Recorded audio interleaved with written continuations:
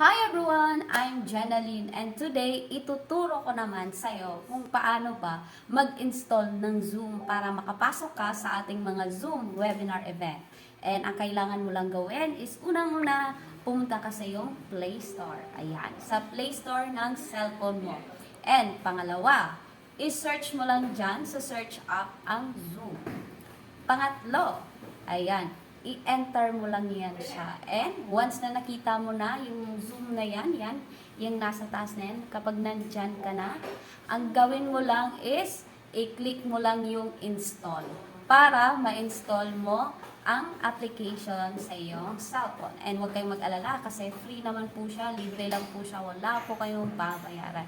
And pag-install nyo na yan, pwede na kayo makapasok sa ating mga Zoom webinar event. And next step naman natin, eto naman yung gagawin mo kapag na may... And next naman, ituturo ko naman yung gagawin mo para makapasok ka na sa actual event natin. Unang-una, may isesend ako na link, kagaya niyang nasa taas na yan. Ang gagawin mo lang is i-click mo lang yung binilugan ko na yan. And then, kapag na-click mo yan, ayan, may lalabas dyan na option kung magli-lead ka ba sa page na yan. And ang kailangan mo lang gawin is i-click mo ang continue. And then, dahil bago ka sa webinar, dahil bago ka sa Zoom na yan, antayin mo lang yan siya na pumasok ka doon sa page na yon. And then, kapag nakapasok ka na dyan, may lalabas dyan na name. And ang kailangan mo lang gawin is i-type mo lang ang pangalan mo. Kunwari, ang pangalan mo ay Juan. Isulat mo lang is Juan. Okay? Enter mo yung okay. Kapag na okay na yan siya, antayin mo lang na i-accept ka ng host ng ating event.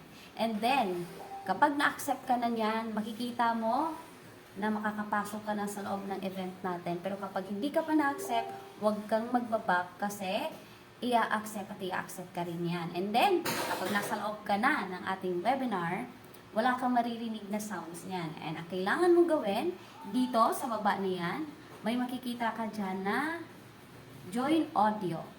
Yung binilugan ko sa taas. Ang kailangan mo lang gawin is i-click yan.